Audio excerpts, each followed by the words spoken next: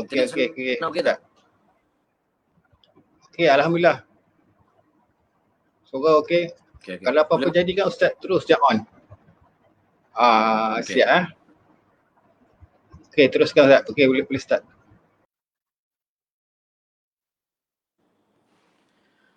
A'udzu billahi minasyaitonir rajim.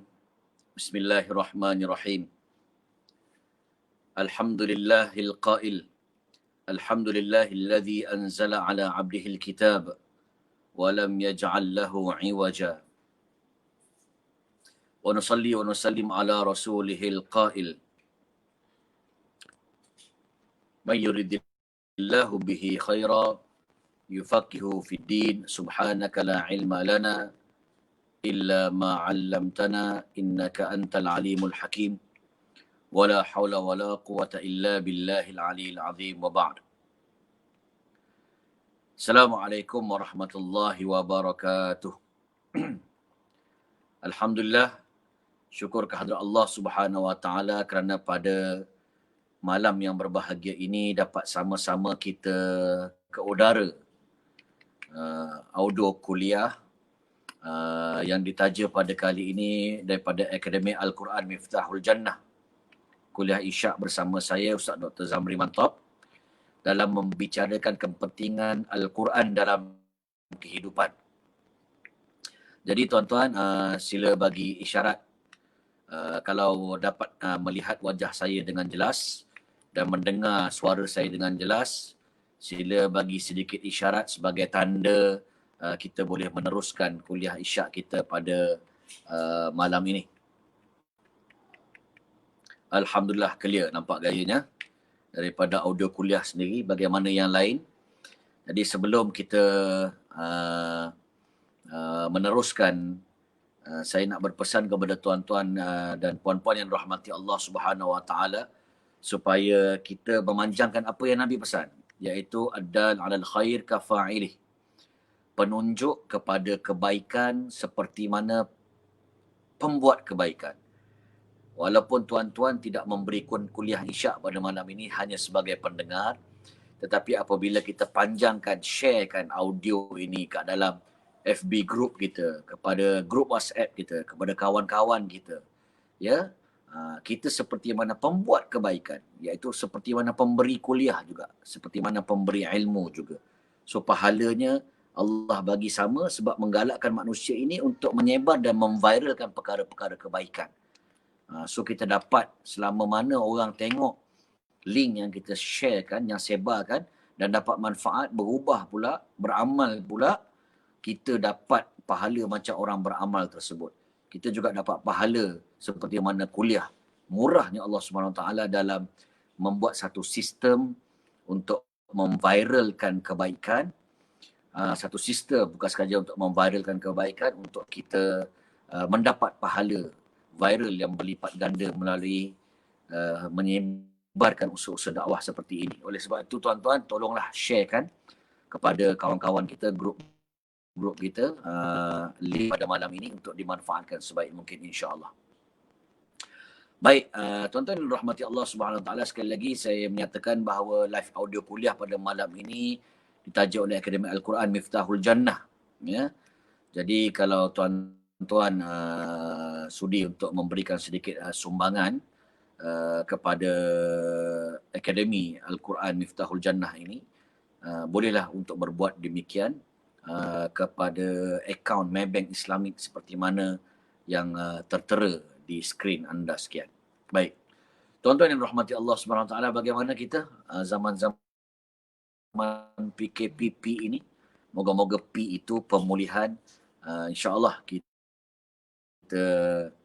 dalam keadaan berita kematian semakin kosong beberapa hari. Kita harapkan dia dapat maintain beberapa ketika seperti mana harapan Kementerian Kesihatan. Begitu juga dengan kes-kes baru yang semakin sedikit, walaupun ada juga di tempat saya ni, Selangor ni, kejap hijau, kejap kuning. Tetapi kita harapkan ianya semakin pulih.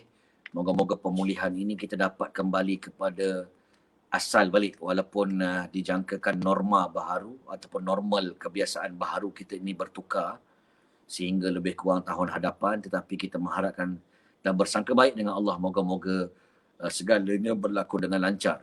Ini Alhamdulillah kita dapat berita antaranya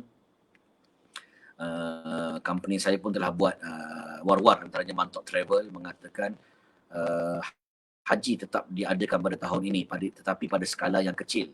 Maknanya orang dalaman di Arab Saudi sahaja tanpa ada menjemput penghaji-penghaji daripada antarabangsa. Ya, maknanya Malaysia dah buat keputusan awal, negara-negara lain pun dihalang masuk, tinggallah penduduk tempatan daripada Hijaz sahaja. Ya, Alhamdulillah daripada Mekah, daripada Saudi Arabia. Alhamdulillah haji tidak tertangguh, cuma tidak meluas pada kali ini dengan KPI dan SOP yang tertentu. Alhamdulillah. Tuan-tuan yang rahmati Allah Subhanahu Wa Taala, biasa kita dengar pada mana-mana majlis tilawah Al-Quran peringkat kebangsaan, tilawah Al-Quran peringkat antarabangsa, ya, kita mendengar kembalilah kita kepada Al-Quran. Kembalilah kita kepada Al-Quran. Ia petunjuk sepanjang zaman, mukjizat yang kekal sehingga hari kiamat. Sesuatu benda yang kita bunyi macam sangat tepat, sangat betul. Tetapi ada kalanya kita tidak jelas. Betul ke dia petunjuk sepanjang jalan? Mukjizat, miracle yang kekal sehingga hari kiamat. Betul ke dia ini betul-betul menjadi panduan dalam keadaan manusia sesat, barat, kegelapan? Kadang-kadang statement tu kita nampak sangat tepat, tapi kadang-kadang tak berapa jelas. Betulkah ia sebagai penting ke dalam kehidupan kita? InsyaAllah pada malam ni kita nak bongkarkan serba sedikit bagaimana pentingnya, sangat penting Al-Quran ini dalam kehidupan manusia. Kalau tak ada Al-Quran ibarat roboh dunia ni, hancur dunia ni, huru-hara, berbunuh-bunuhan, bertumpah darah. Ya, itulah peri pentingnya Al-Quran dalam kehidupan kita ini.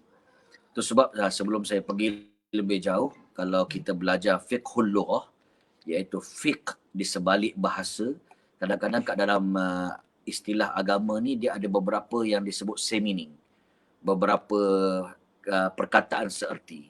Antaranya disebut Al-Quran, hadis, sunnah, Allah, Islam.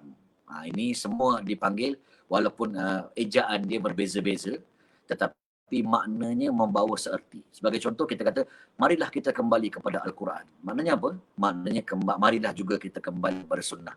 Marilah kita juga kembali kepada Rasul. Marilah juga kita kembali kepada Islam. Marilah kita mengikut Nabi. Ini semua makna-makna yang seerti. Janganlah kita melanggar apa yang Quran tetapkan. Maknanya apa? Jangan kita melanggar apa yang Islam tetapkan. Apa yang Rasul telah tetapkan. Apa yang apa yang sunnah telah tetapkan. Ini dipanggil makna seerti. Ya, sebab jangan, kadang-kadang ada juga di kalangan kita, ini kata Quran aja. Jadinya sunnah tak cakap pun, hadis tak cakap pun, Nabi tak cakap pun, Islam pun tak cakap macam tu. Quran je yang patutnya paling lengkap, nanti dia jadi pula seorang yang dipanggil anti hadis pula. Sedangkan siapa yang beriman kepada Al-Quran, dia akan tahu secara big picture, gambaran yang jelas, gambaran yang betul. Dia juga kena beriman kepada Rasul. Dia kena juga beriman kepada rukun-rukun Islam, rukun-rukun iman. Dia kena juga beriman kepada Nabi sebagai pembawa risalah kepada Islam itu sendiri. So bila kita kata kembali kepada Al-Quran dalam kehidupan, bermakna dalam masa yang sama kita nak kata kembali kepada sunnah, kembali kepada syariat, sama juga. Kembali kepada Islam, kembali kepada Allah. Ini semua adalah makna-makna seerti yang kita perlu faham sebelum kita membahaskan ianya dengan lebih jauh. Baik. Tuan-tuan yang rahmati Allah Subhanahu Wa Taala, saya di Selangor adalah berita bagaimana baru-baru ni dah semangat dah ketika mana PKP ini, pemulihan ini dah mula kata masjid boleh sampai mencecah 250 orang, walaupun ada penjarakan sosial, solat 5 waktu dah mula beransur ke arah dia nak lepaskan, tetapi dimulakan dengan 3 waktu dahulu. 3 waktu dahulu iaitu waktu solat malam, maghrib, isyak dengan subuh. Ini boleh pada skala yang besar, kalau tak silap dalam 40 orang. Tapi Zuhur dengan Asar lebih kepada AJK tertentu lah.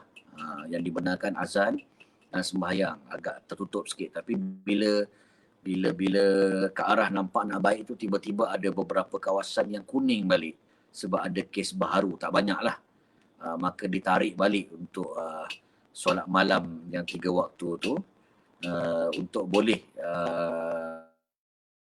jamaahnya ramai. Begitu juga dengan Jumaat, ditarik seketika sehingga diberitahu kemudian. Beberapa tempat lah. Maka ada orang, kalau kita tak ada Al-Quran dalam pertimbangan ini, ada kalanya kita boleh rasa bengang, sesat dan kita rasa melulu kepada arahan-arahan seperti ini. Maka saya nak sebut, dalam bab ini pun Quran memberikan satu petunjuk. Antaranya, Allah SWT berfirman, A'udzubillahi minasyaitanirrajim, Ati'ullah wa ati'ur rasul wa ulil amri minkum. Ini sekerap saya ulang. Wahai orang yang beriman, taatlah kamu akan Allah, taatkanlah kamu akan Rasul dan pemerintah di kalangan kamu ataupun ulil amri. Dengan syarat apa? Dengan syarat ulil amri itu tidak melanggar apa yang Allah dan Rasul perintahkan. Yang disebut dalam kaedah la ta'ata li makhluqin fi maksiatil khaliq. Tidak ada mana-mana ketaatan kepada mana-mana makhluk termasuk ulil amri, pemerintah sekalipun, yang menyuruh manusia kepada memaksiati Allah dan Rasul. Tak ada. Tapi masalahnya sekarang, ulil amri pemerintah kita, khususnya di Selangor, dalam isu solat berjemaah ini, solat Jumaat, dia tak perintah perkara maksiat.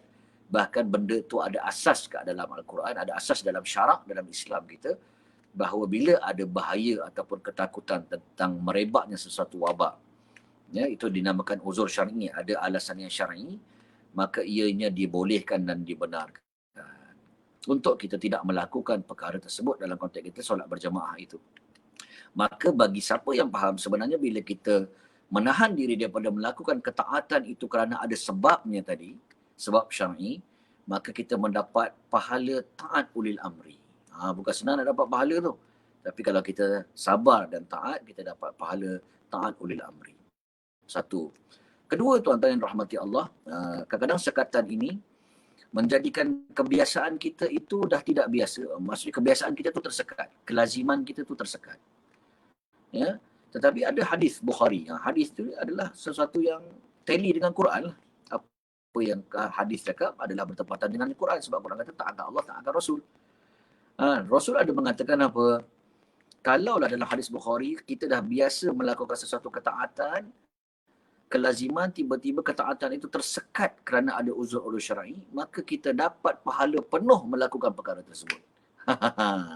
Maknanya kalau kita biasa solat berjemaah kat Masjid Surau, terhalang kerana ada larangan COVID-19 dan ada asas, maka kita dituliskan penuh pahala untuk melakukan solat jemaah tersebut. Dah dapat dua dah. Pertama ulil amri, yang kedua adalah pahala tersekat melakukan kelaziman kebiasaan. Pahala ketiga juga adalah yang disebut sebagai pahala kuarantin. Kira-kira masih kuarantin lah juga ni, walaupun kuarantin kali ini lebih ringan, iaitu lebih kepada kesedaran peribadi dan penjarakan sosial, kan, jaga dia punya SOP. Sebab Nabi pun pernah melakukan kuarantin. Bagaimana saya pernah ulang sebelum ini, Bani Thaqif yang nak memberi bai'ah kepada Nabi di Madinah. Rombongan dia nak datang. Tiba-tiba Nabi tahu bahawa kat rombongan itu ada seorang yang kena kusta yang boleh berjangkit. Nabi cepat utuskan seseorang untuk halang rombongan Bani Thaqif ini untuk datang berbai'ah, berjumpa dengan Nabi. Dan disuruh balik dan Nabi mengatakan sesungguhnya bai'ah mereka telah diterima. Maka ketika itu adanya sunnah kuarantin. Dan sahabat-sahabat Nabi pun menjalankan selepas itu dalam wabak taun dan sebagainya. So dapat pahala ketiga. Kita pun tak pergilah masjid, kuarantinlah kejap kat rumah. So dapat ikut sunnah kuarantin. Dan yang keempat, hadis yang popular sempena PKP ini, iaitu mengenai pahala syahid. Bagi siapa yang sabar bahawa ketentuan coronavirus COVID-19 ini adalah apa yang Allah tetapkan, dan disabar dalam keadaan COVID-19 ini, maka dia dapat pahala syahid. hadis Aisyah kan, Bukhari sahih. Maka buta-buta tak payah orang kata angkat senjata pergi Gaza, tak payah pergi mana-mana, kita tengok-tengok dengan sabar, sembahyang berjemaah kat rumah, ikut perintah ulil amri, dapat pahala syahid dengan izin Allah. So buta-buta dapat 4 perkara yang secara langsung bila kita faham Al-Quran, taatkan ulil amri tadi dengan konsep kuarantin yang kita amalkan ini, rupanya secara tak sedar, Masya Allah, pentingnya selain daripada mudarat itu dapat kita putuskan rantaian COVID-19, selain itu juga rupanya kita dapat pahala berganda 4 perkara yang kita telah bincangkan tadi. Dalam masa yang sama menunjukkan relevannya syariat ini, bahawa Islamlah yang paling lengkap, termasuk dalam bab-bab COVID-19 ini pun telah advance dalam menanganinya. Maka orang tertarik. Sebab bila kita tengok, Alhamdulillah, perkembangan daripada COVID-19 ini, kita tengok khususnya di Eropah, ramai berbondong-bondong secara tak pasal-pasal masuk ke dalam Islam secara beramai-ramai. Kerana melihat cantiknya Islam, bagaimana pengamalan mereka, pemakanan mereka, asas-asas dan prinsip mereka. Baik.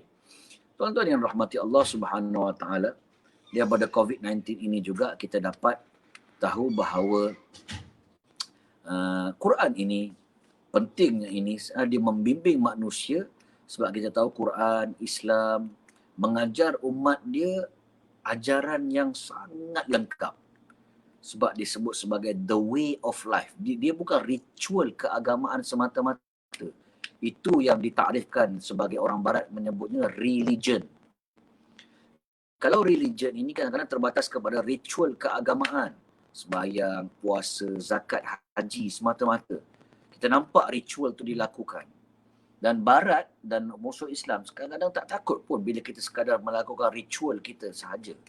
Tetapi sebenarnya ad-din dalam agama kita membawa maksud bukan sekadar ritual keagamaan, tapi the way of life. Ad-din ni cara hidup. Satu-satunya agama yang membentangkan cara hidup yang lengkap. Daripada pejam mata masuk bilik air, cara nak qada hajat, cara bersama pasangan, pemakanan, bersosial, bernegara, semuanya ada disebut. Doa pun banyak daripada semuanya ada diberikan panduan lengkap, the way of life, tak macam agama-agama lain. Saya cabar agama-agama yang lengkap selain daripada agama Islam, sila bentangkan. Itu sebab kita ini, Quran ini penting sebagai panduan kita. The way of life, cara hidup. Bila kata cara hidup, kita nak kaitkan dengan apa yang disebut sebagai daruriyatul khams, yang disebut maqasid syar'iyah. Tujuan syarak ini diutuskan, tujuan syarak ini diutuskan untuk menjaga 5 kepentingan manusia. Islam ini, Quran ini diletak untuk menjaga 5 kepentingan manusia.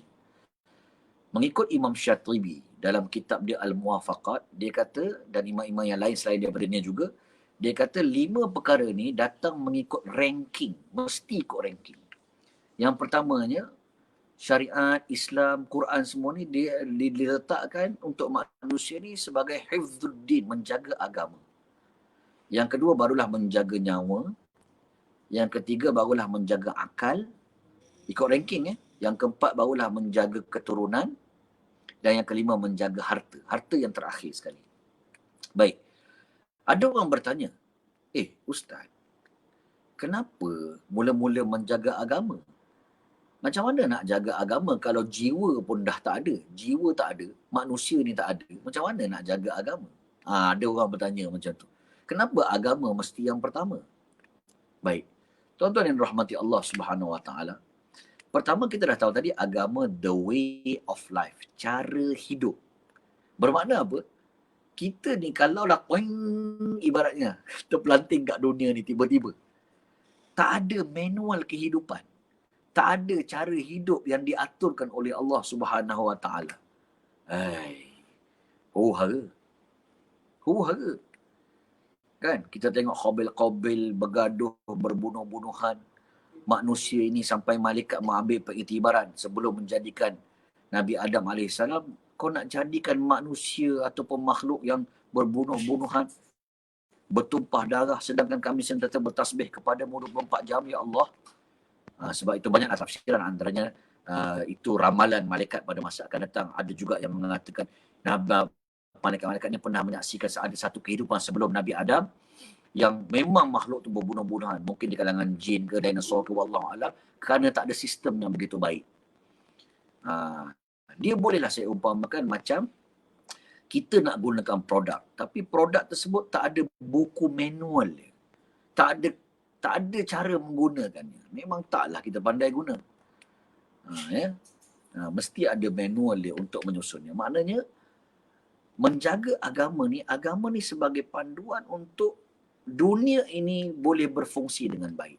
Manusianya pandai nak mengatur hidup, macam mana sistem kekeluargaan dia, macam mana sistem sosialnya, macam mana sistem bertuhan dia, macam mana manusia ni boleh sentiasa digalakkan buat kebaikan, macam mana dia ni boleh takut untuk buat kejahatan. Macam semua tu ada dalam panduan yang dinamakan Al-Quran itu sendiri.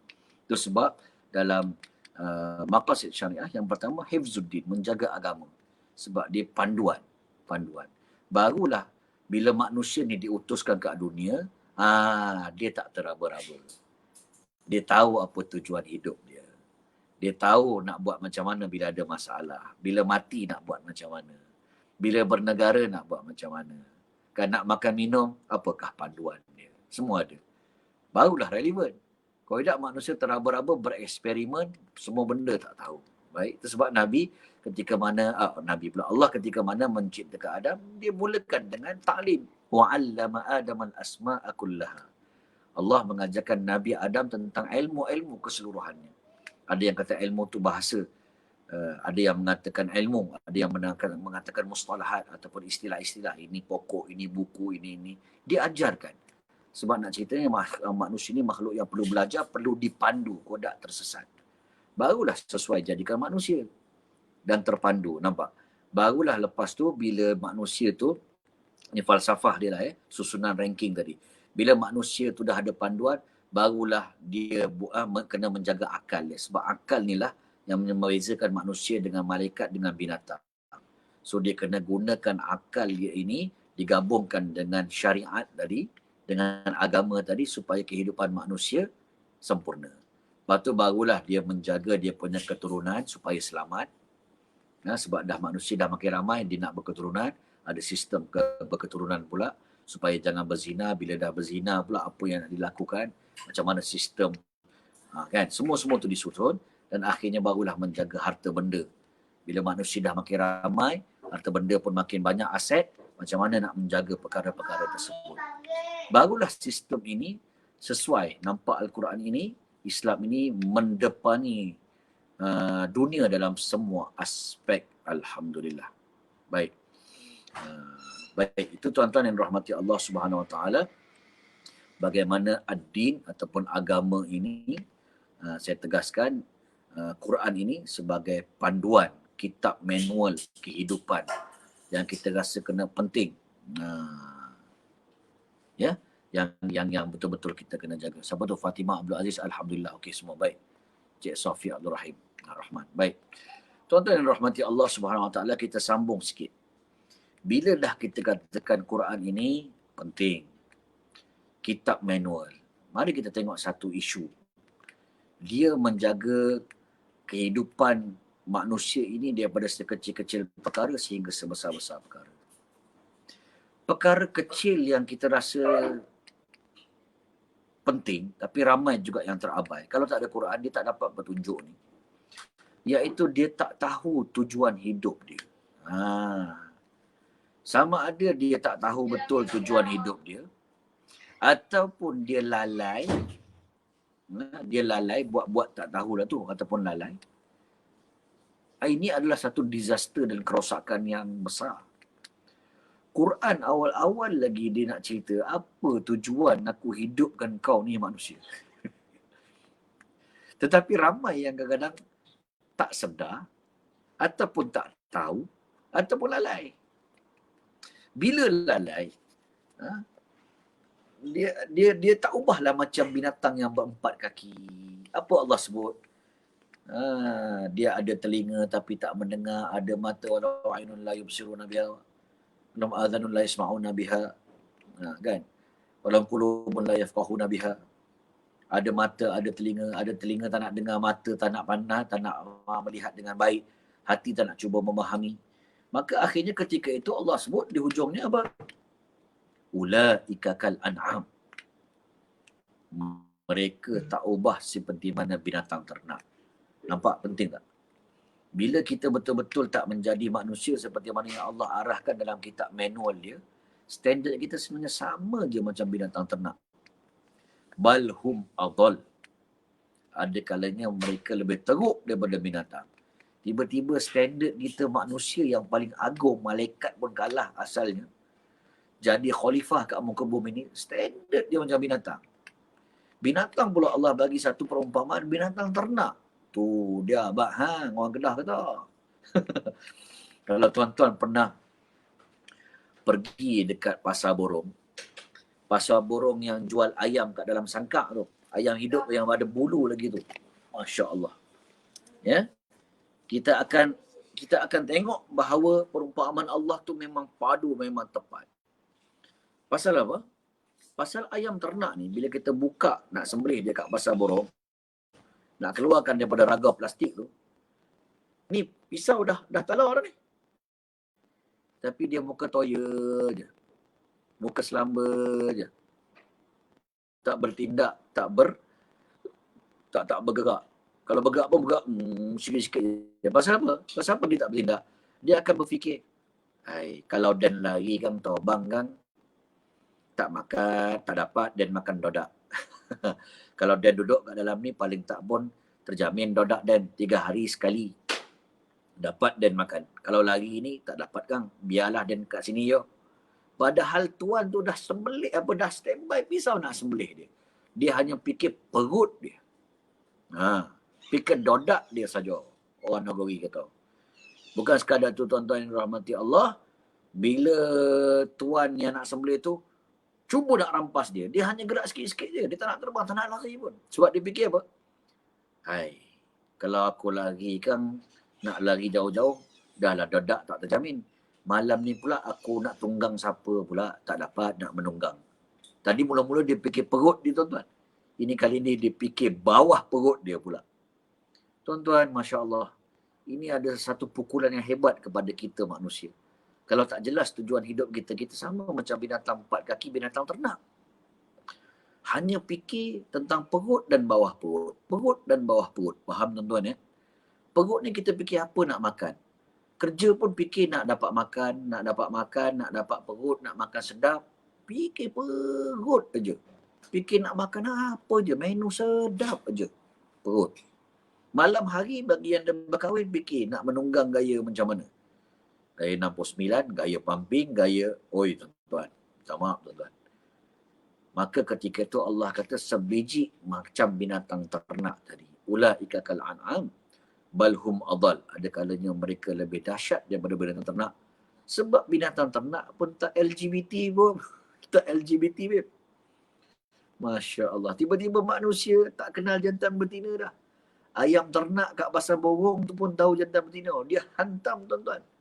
Laki sama laki, perempuan sama perempuan. Lesbian, gay, bisexual. Kiri kanan, laki boleh, perempuan boleh. Pondan pun boleh. Na'udzubillah tuan-tuan. Maka ketika itu, ayam ternak pun giling kepala. Dan dia kenal jantan betina. Kau tak kenal ya? Oh dahsyat kau. Syaitan pun berguru. Sifu. Sebab syaitan ada jantan betina juga. Ini manusia hilang dah tuan-tuan. Membujur lalu, melentang sapu. Allahu Akbar. Kan Jahannam.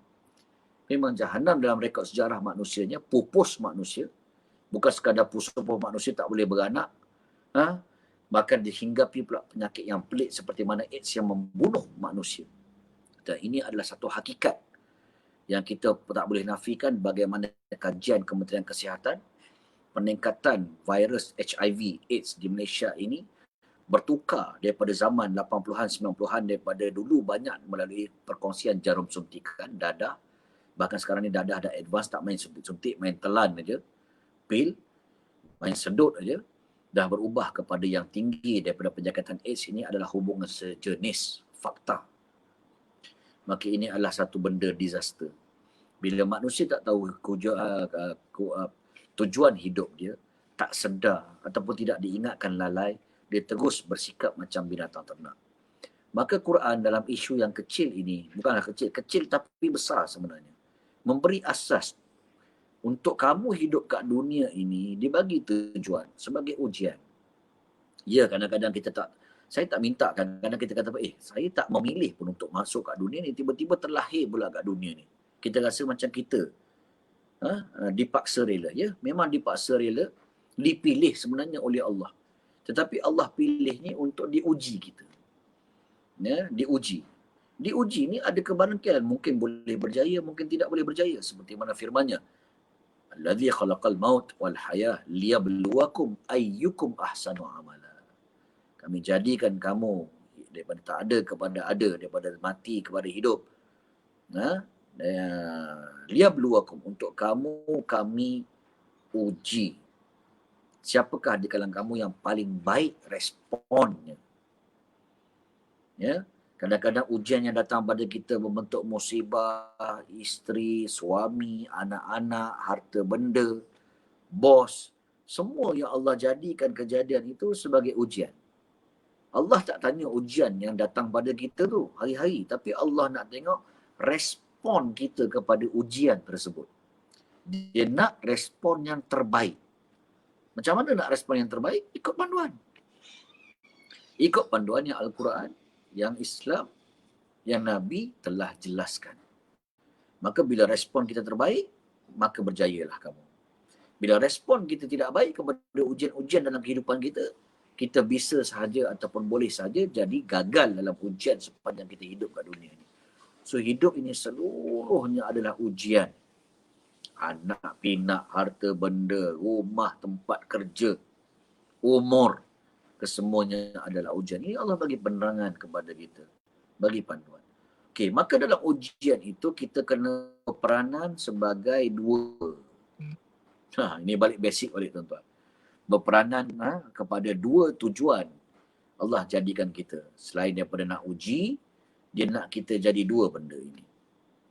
Tak ada agama lain terangkan seperti mana Islam terangkan, tuan-tuan. Yang pertama, wa ma khalaqtul jinna wal ins illa liya'budun. Tidak aku jadikan jin dan manusia, Allah kata, melainkan untuk mengabdikan diri kepada aku.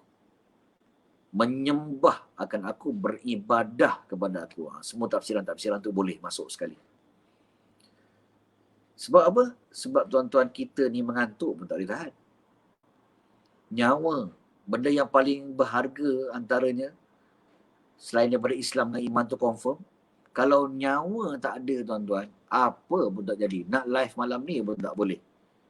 Nak bina rumah pun tak boleh, nak kerja pun tak boleh. Apa pun tak jadi, tuan-tuan. Tapi nyawa tu Allah bagi kita. Kita boleh cari sihat, tuan-tuan. Kita boleh cari ubat, tapi kita tak boleh cari sihat. Kita boleh cari, tuan-tuan, hospital untuk menerima rawatan yang terbaik, tapi kita tak boleh cari nyawa. Nyawa ni, sihat ni betul-betul Allah je yang bagi, tuan-tuan. Besar nikmat tu. Maka kita ni tak ada apa-apa, tuan-tuan, melainkan hamba kepada Allah. Ya. Nyawa kita, nasib kita sentiasa ada di hujung tanduk. Kita tak tahu apa akan berlaku esok. Kita tak tahu malam ni mungkin kita mati. Kita dengar, tuan-tuan, ada tokoh yang telah menunjukkan janji Allah, respon dalam kehidupan kat dunia ni baik. Iaitu Allahyarham Ustaz Subki Latif, seorang penulis yang telah menunaikan janjinya kepada Allah dengan baik. Respon-respon dia hidup kat dunia ni baik. Dia telah menyumbang ke dalam kehidupan dia ke dalam Islam, khususnya dalam penulisan-penulisan untuk menyedarkan tentang manusia ini, tentang hakikat kehambaan ini. Ya, telah menyumbang kepada Islam. Bagaimana kita, tuan-tuan? Ya, maka ketika itu liyabluwakum ayyukum ahsanu, kita ni hamba.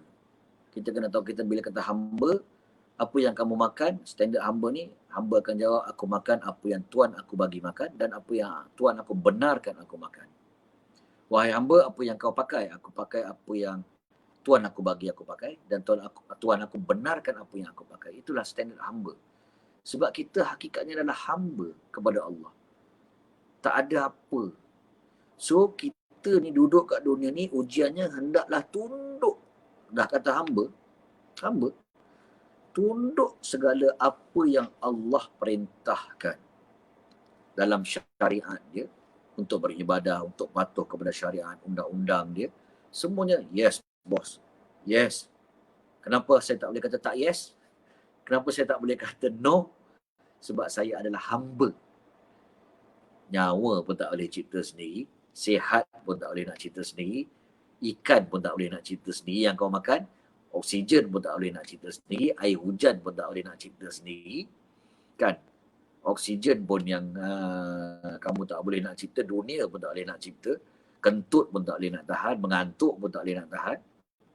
Tak payah nak poyo lah. Wahai kamu adalah hamba. Segalanya di tangan aku. So memang layak Allah ni sebagai Tuhan kita. Maka kita kena kenal Tuhan kita. Siapa dia Tuhan, siapa diri kita hamba. Bila kita kenal siapa diri kita, kita kenal siapa Tuhan pencipta kita yang maha agung, yang maha hebat. Kita hubungkan pencipta, hubungkan diri kita yang hamba ni dengan Allah. Itu tujuan hidup yang pertama. Barulah kita sanggup tunduk. Allah kata, amalkan syariat Allah. Okey. Buat kepada orang yang mabuk hukuman sedemikian rupa kisos. Baik. Puasa 30 hari macam ni. Macam ni. Aurat tutup. Okey. Tak payah nak protes lah. Ada benda yang kita nampak reason dia sangat logik dan bagus untuk kebaikan manusia. Ada juga yang beberapa perkara yang kita hanya sami'na wa ata'na. Kami dengar dan kami taat. Ya, kami dengar dan kami taat sebab kita ini adalah status hamba. Ramai. Sebab bila hari ini ramai yang berlagak tuan dan berlagak Tuhan, banyak benda dan diprotes apa yang berada kat dalam Al-Quran. Dia rasa Quran tak relevan, Islam ni kuno, maka dia rasa dia lebih pandai. Dia rasa otak dia ni bebas, liberal, power, akhirnya sebenarnya makan diri. Disaster. Rosak.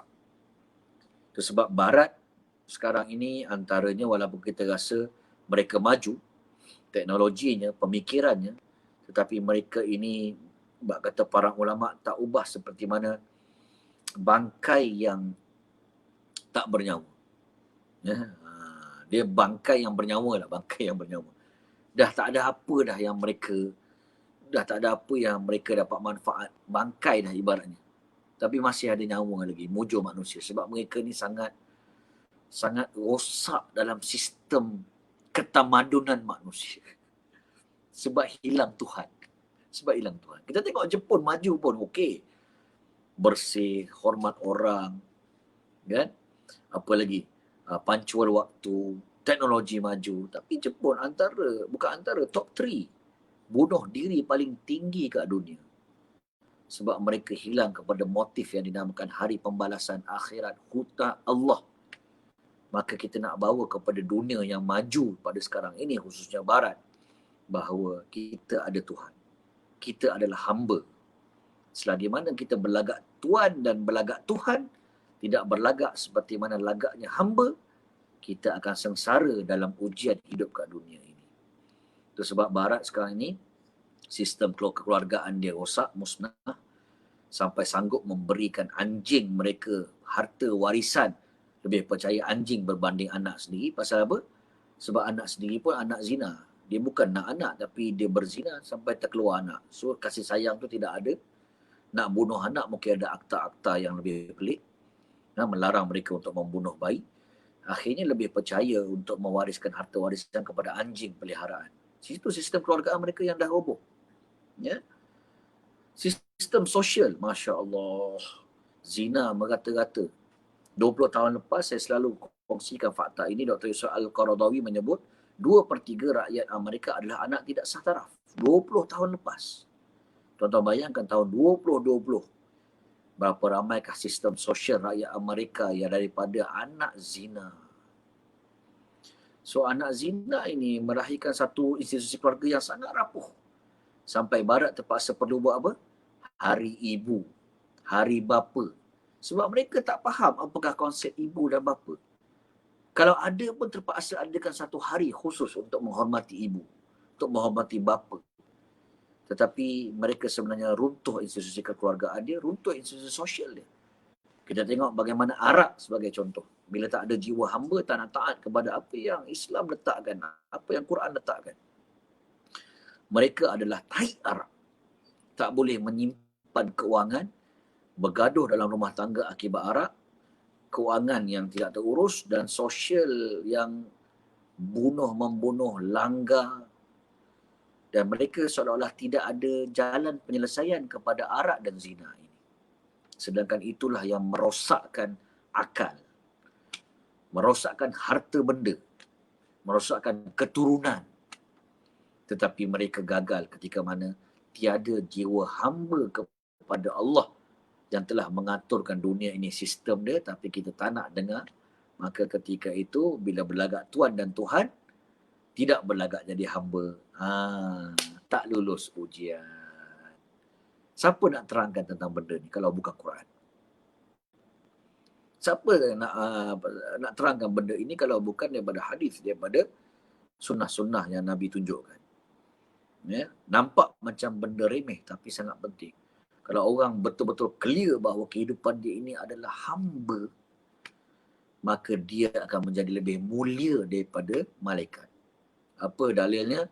Subhanallazi asra bi'abdihi laila. Maha suci Allah yang memperjalankan hamba-Nya pada malam Isra. Ya? Siapakah hamba-Nya yang Allah perjalankan pada malam Isra dan Mi'raj? Nabi Muhammad. Quran tak sebut subhanallazi asra bi nabiyhi, bi rasulihi, bi habibihi, tak, tapi bi abdihi. Maha suci Allah yang memperjalankan hamba-Nya. Ya? Kerana orang yang paling mulia di sisi Allah adalah orang yang berjiwa hamba. Rasulullah adalah contoh penghambaan yang paling tinggi, yang dia lebih tinggi daripada malaikat itu sendiri.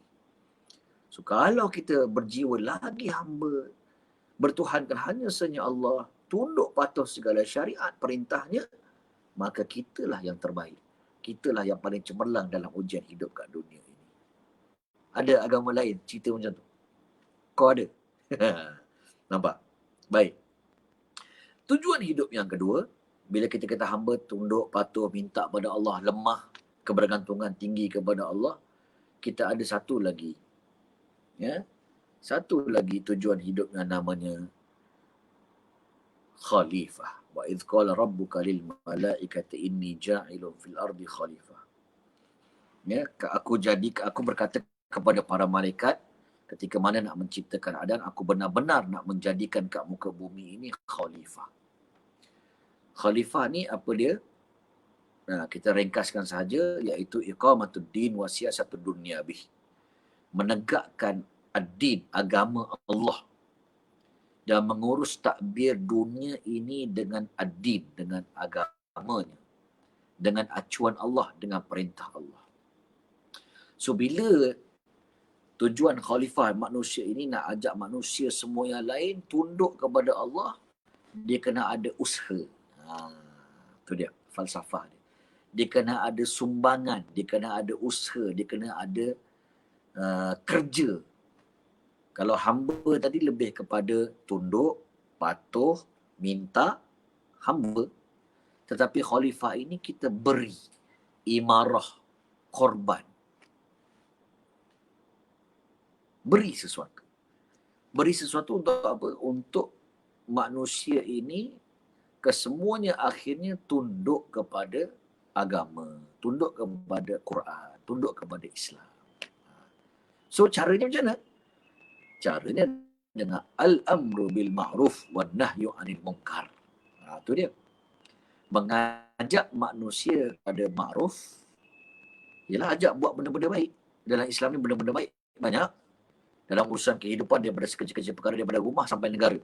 Ajak manusia buat benda-benda baik ini. Disebarluaskan, diviralkan, dikongsikan. Tak gitu. Ini kerja kita, kerja-kerja Nabi dan kerja-kerja manusia khalifah. Kemudian wanahyu anil munkar. Ini sistem yang sangat power, tuan-tuan. Iaitu mencegah manusia pula daripada kemungkaran. Tadi dah ajak kebaikan, tiba-tiba tak ada nahi mungkar. Dia pincang.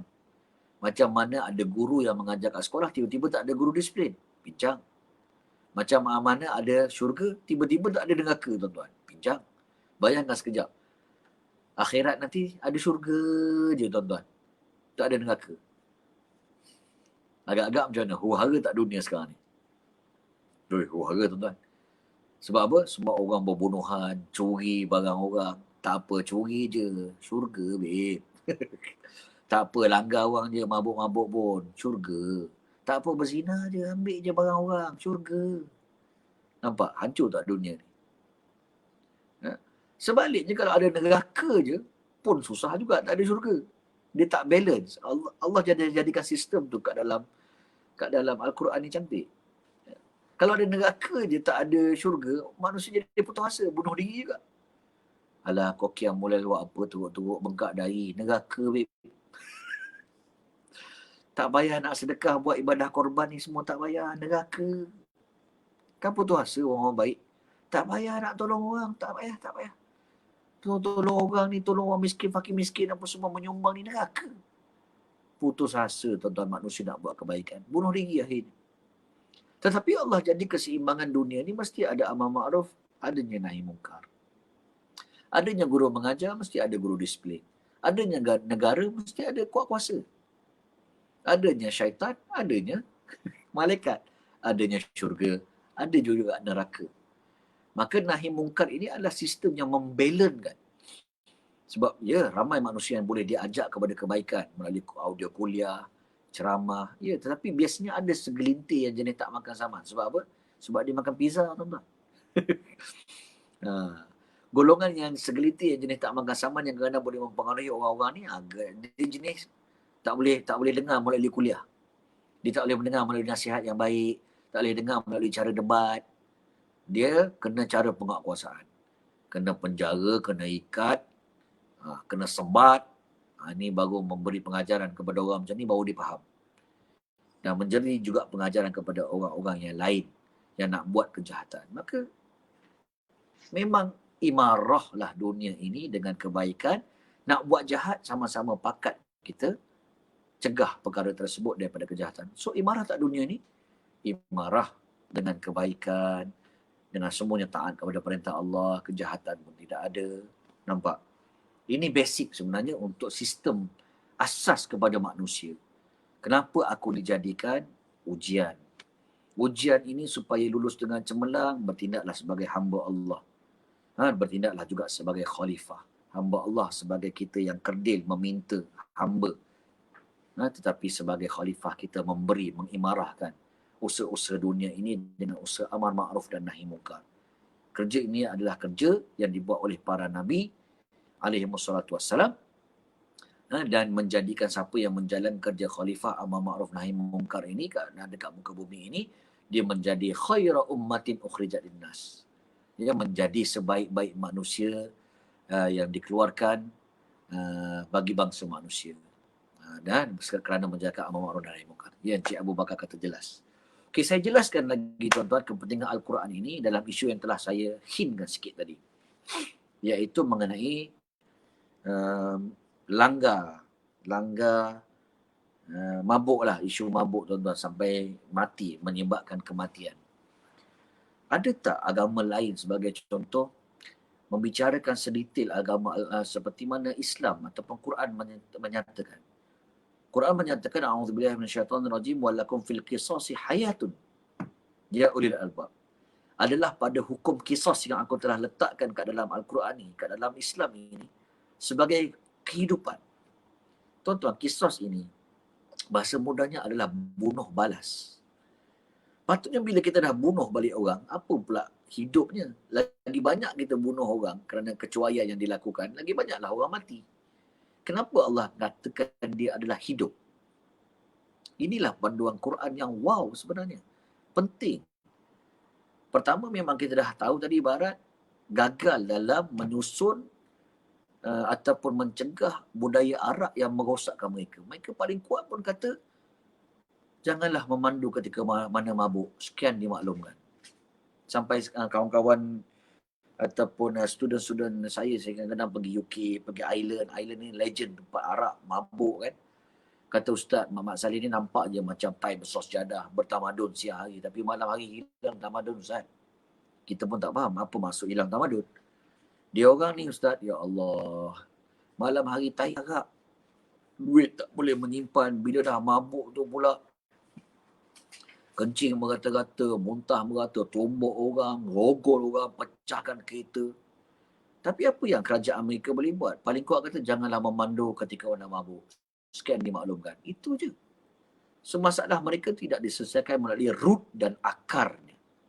Tetapi Islam menyelesaikan sesuatu perkara ini sentiasa daripada root dan akarnya. Bukan sekadar daripada merawat simptomnya. Maka antaranya diperkenalkan hukum kisos. Bila kata mabuk, barak lah sampai langgar orang, khususnya kat Malaysia yang panas baru-baru ini, dia nak menjaga yang kita sebutkan tadi, Daruriyatul Khams, maqasid syariah yang nombor 3 tadi. Agama, nyawa, akal. Sebab bila orang dah mabuk ni memang dia langgar orang, memandu arah yang bertentangan, sampai langgar orang mati, seret motor berkilo-kilometer, seret orang tak sedar. Kan? Oi, ngeri lah. Ramai mati pun dahsyat juga. Bunuh orang, rogol tak usah cerita. Maka ketika itu sebab akalnya rosak. Maka bila akal rosak, tindakan pun rosak. Okey, apa penyelesaian Islam bagi? Pertama, dia sebut antaranya mengharamkan arak itu sendiri. Arak itu sendiri sebagai punca yang mabuk. Bukan kereta, bukan lesen kereta, bukan orang. Orang ni nak minum araknya. Kalau araknya tak ada, tak jadi juga. Maka yang paling relevan dan akar adalah mengharamkan arak itu sendiri yang menjadi punca kepada mabuk. Maka itu sebab tuan-tuan rahmati Allah, walaupun ada minoriti agama, majoriti agama, seluruh agama kat dunia ni, kata arak tak boleh. Memang orang kata tak bagus pun. Tapi dia kata tak bagus tu, dia tak detailkan pendetilan dia. Sekadar kata tak bagus, tak baik untuk agama, tak bagus untuk moral. Tapi Islam bukan sekadar kata tak bagus, walaupun ada minoriti beberapa agama yang kata dibenarkan, tetapi Islam sebut cara nak tak bagus tu apa dia, punca dia macam mana, nak buat macam mana. Kalau dah terminum pula nak buat detail. Ni Quran sebut. Antaranya pertama, diharamkan arak itu sendiri. Alhamdulillah. InsyaAllah kita doakanlah tuan-tuan sedikit demi sedikit ke arah pengharaman arak ini secara total. Kalau ada pun dibenarkan pada premis-premis tertentu untuk agama yang membenarkan sahaja. Bahkan kita dah tengok banyak juga agama lain yang setuju bahawa kemusnahan daripada arak ini kepada institusi keluarga dan negara cukup merugikan. InsyaAllah kita doakan sedikit demi sedikit perkara ini dapat direalisasikan. Baik. Kedua, tuan-tuan, yang dinamakan adanya hukum kisos. Katalah mabuk. Kemudian walaupun kita tahu negara seperti mana Vietnam lebih tegas daripada Malaysia ini dalam isu mabuk. Bukan kata sahaja memandu, tapi memiliki, didapati mabuk, didapati mulut berbau, semua kena tindakan. Dahsyat. Tetapi kata kita sendiri tidak sedahsyat Vietnam yang bukan Islam pun ambil ketika itu. Ya, tapi dia tahu keburukan arak. Katalah dia dah minum arak, kemudian memandu, mabuk pula. Okey, mati pula orang yang dilanggar tu. Macam ni. Saya ambil satu analogi yang selalu saya kongsikan kalau dalam kuliah-kuliah yang bukan online pun. Katalah tuan-tuan ada anak SPM, baru lepas SPM, dapat pula straight A. Maknanya bijak otak dia. Kemudian dalam otaknya bijak, dapat 10A, straight A. Muka pula cantik, bukan setakat cantik, menarik, tertarik, kau memang demam. Muka pun handsome, cantik. Kalau lelaki handsome, perempuan cantik. Yang kemudian otak pula geliga. Kita dah bela dia berapa lama? 17 tahun. Tiba-tiba, anak yang kita tata bagi minyak yang penuh, kos duit semua dah habis, bijak, handsome, cantik, semua ni dilanggar oleh seorang mak rempit, tuan-tuan. mati pula di tempat kejadian. Kita bela dia 17 tahun, 17 saat dia mengelepak kat jalan raya dan mati di tempat kejadian. Tuan-tuan sendiri cuba mengaku secara jujur. Tuan-tuan rasa geram ke tak geram, tuan-tuan? Kita bela 17 tahun, dapat straight A, anak soleh-solehah pula tu pandai, muka pula handsome, tiba-tiba mak rempit sapu selamba je 17 saat. Bukan 17 tahun, menggelepar. Hai, menggelepar kat jalan raya. Tuan-tuan geram ke tak geram, tuan-tuan? Geram. Okey. Ramai yang mengatakan geram. Jadi, apa tindakan sekarang ni yang kita boleh buat kepada mak rempit ni? Kalau mengikut hukum konvensional yang ada, kita pergilah, tak boleh terus nak tampar dia, nak bunuh dia. Silap-silap kita pula yang kena masuk penjara. Biarlah pergi ke mahkamah yang uruskan. Katalah sabit kesalahan pun. Apa yang dikenakan hukuman? Penjara. Penjara pun sampai seumur hidup tak? Kadang-kadang tak sampai seumur hidup pun. Banyak kes-kes yang lebih berat daripada itu tak sampai seumur hidup pun. Okey.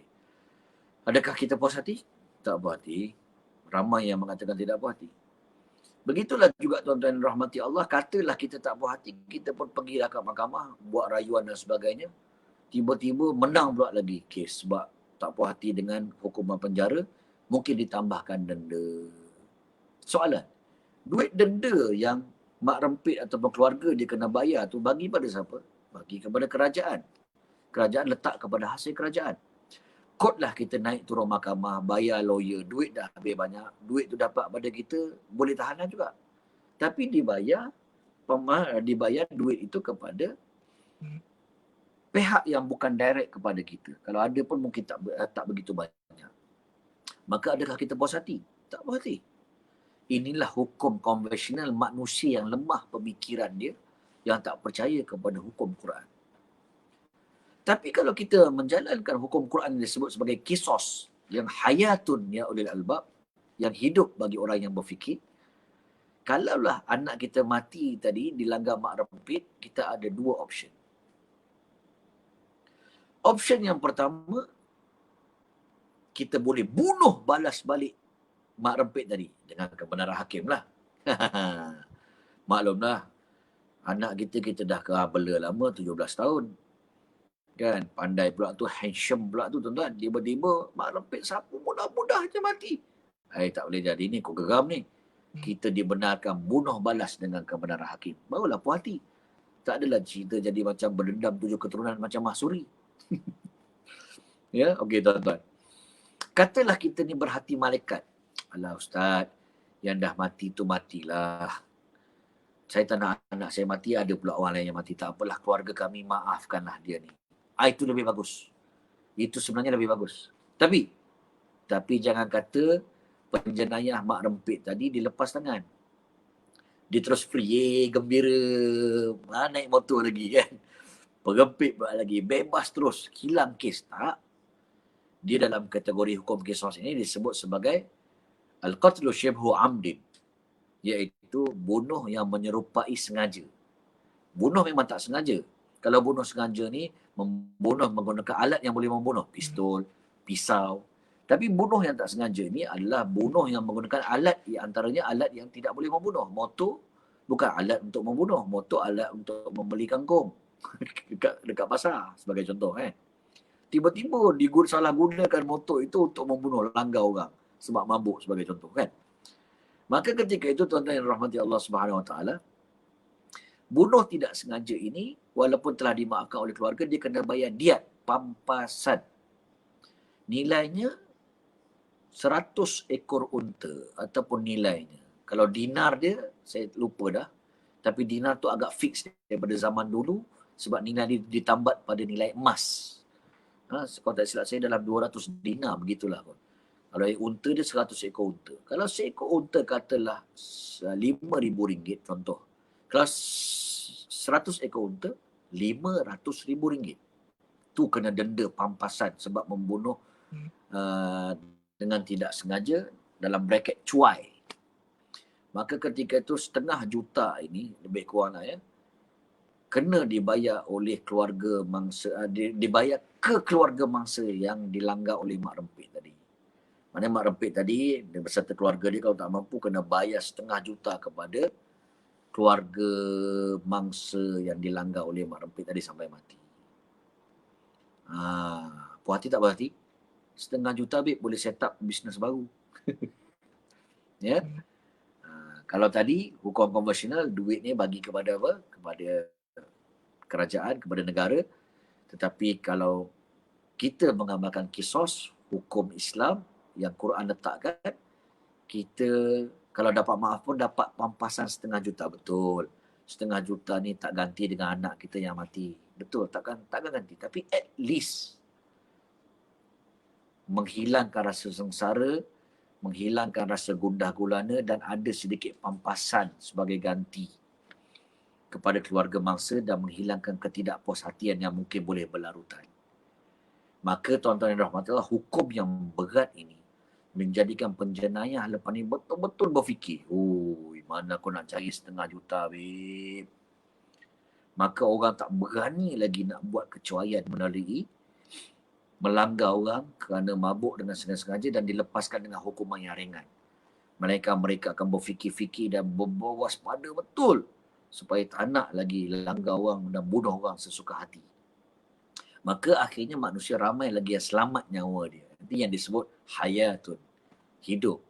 Ya ulil albab, wahai orang-orang yang berfikir. Dan benda ini telah dibuat kajian oleh seorang sarjana dalam tesis dia. Dibuat kepada 70 orang rakyat Malaysia yang secara random Melayu, Cina dengan India tentang hukum. Satu hukum konvensional, satu hukum kisos. Tapi tidak dinamakan peringkat awal apakah hukum A, apakah hukum B. Tapi dibagi situasi lebih kurang macam apa yang saya terangkan tadi.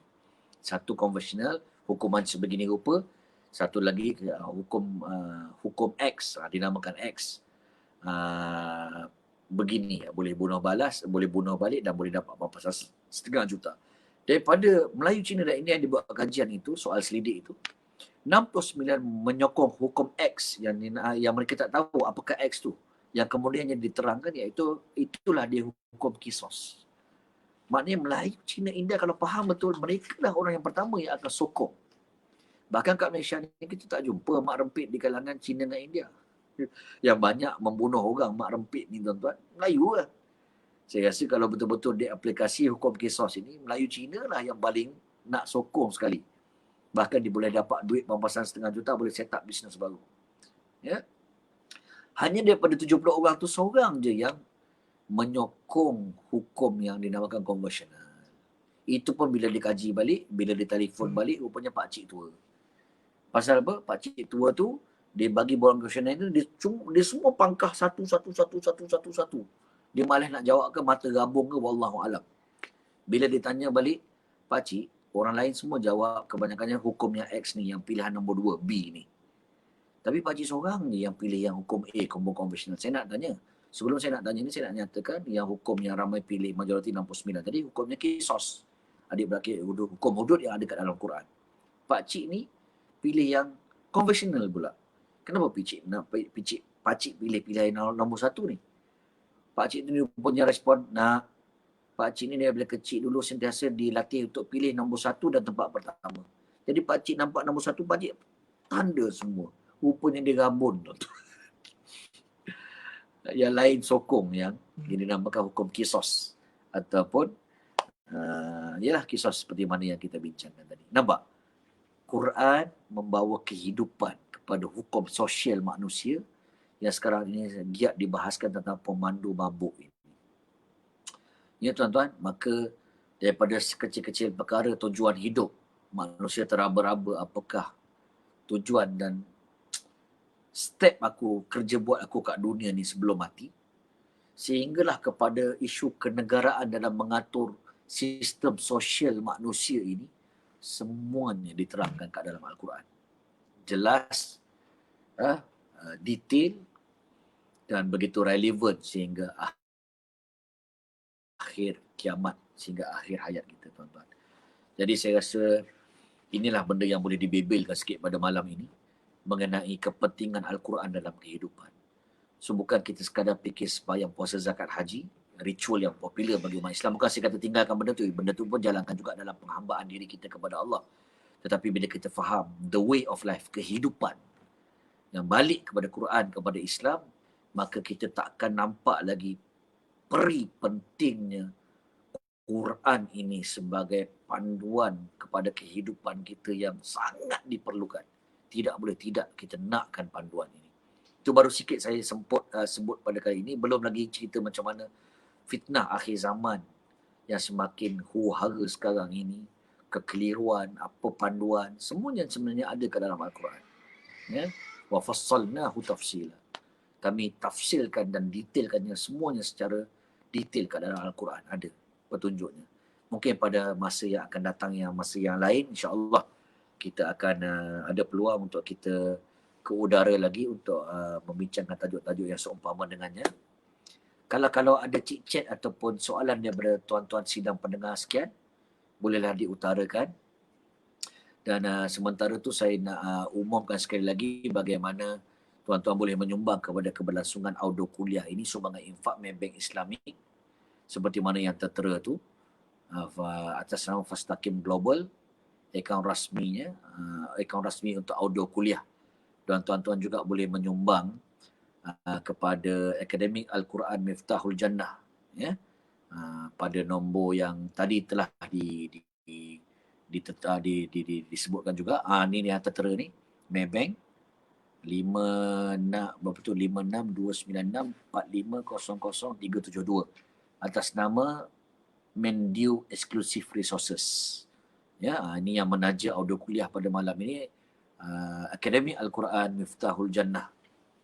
Boleh juga menyumbang kepada itu, dan sambil-sambil tuan-tuan kalau ada soalan, nak cicit, nak tanyakan soalan juga, saya nak tuan-tuan ambil peluang untuk kita, kalau saya di Selangor lah ya, SOP korban pada tahun ini cukup perik.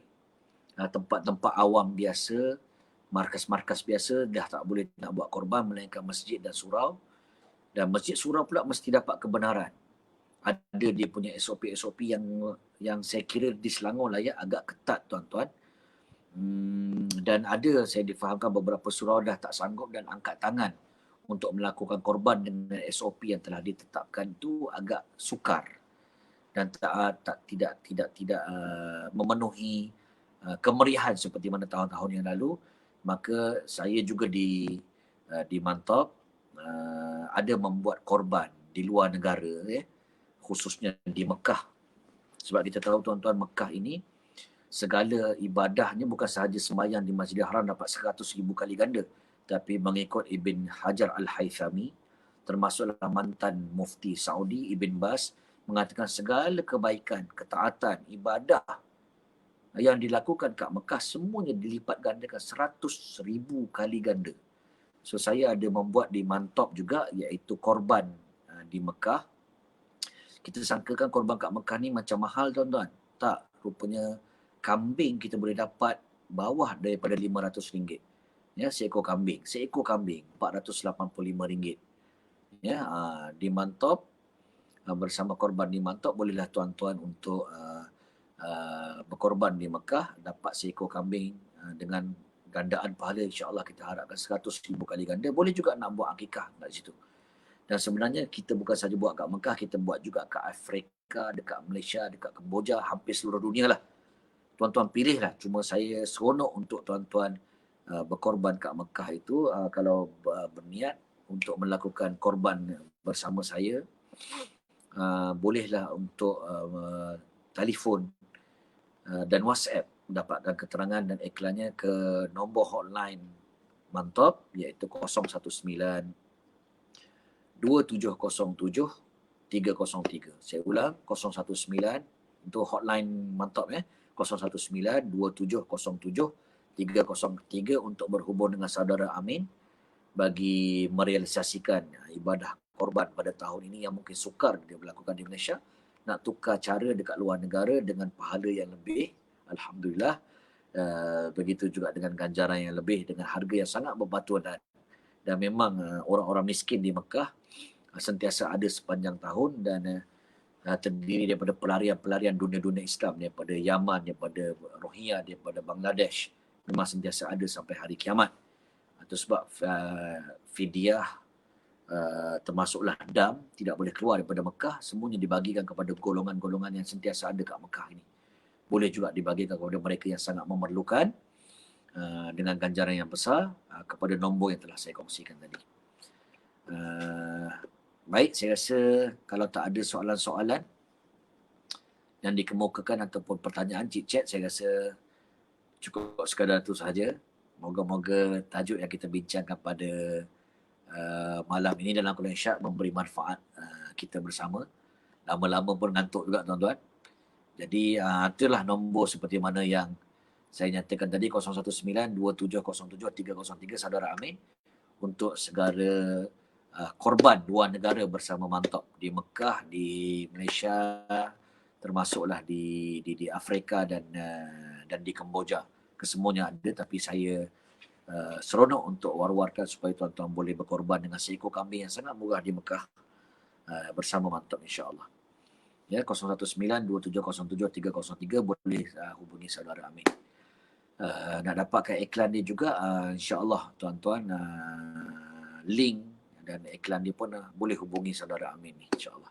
Saya rasa cukup sekadar itu tuan-tuan. Terima kasih kerana setia sampai ke hujung rancangan. Apa yang baik datang daripada Allah Subhanahu Wa Taala. Yang lemah tu datang dari kelemahan saya sendiri. Maaf terkasar bahasa, tersindir rasa. Terperli kata hanyalah daripada hamba Allah dhaif yang dhaif lagi hina ini. Saya tutup dengan inna a'tainakal kautsar fasalli li rabbika wanhar inna sya'naka huwal abtar. Kami telah memberikan kamu wahai Muhammad dan umat Nabi Muhammad nikmat yang begitu banyak. Telaga Kausar, nikmat yang banyak kami akan bagi ke semuanya. Maka lepas kamu dah banyak aku bagi segala nikmat, fasalli li rabbika wanhar. Kamu solatlah kepada Allah dan berkorbanlah. Sembelihkan cinta dunia ini. Sembelihkan cinta duit kita ini tak banyak, selama setahun lebih kurang 485 je kalau nak harga korban Mekah tadi, dibahagikan dengan 365 hari, maknanya sehari itu RM1 lebih, begitu je lah tuan-tuan. Dengan nikmat yang Allah bagi ini sebagai tanda syukur kita kepada Allah SWT, fasalli rabbika inna syani'aka huwal abtar. Orang yang selalu mengkeji kamu wahai Muhammad, yang menyusahkan Islam, mereka lah yang terputus daripada nikmat Allah sebenarnya. Ya, moga-moga kita yang berkorban, yang solat, yang taat perintah Allah, bukan orang yang terpotong daripada rahmat Allah Subhanahu Wa Taala. Sekian dahulu aku qauli hadza wa astaghfirullahalazim li wa lakum wa lisairil muslimin wal muslimat. Wassalamualaikum warahmatullahi wabarakatuh. Mantap. Jumpa lagi.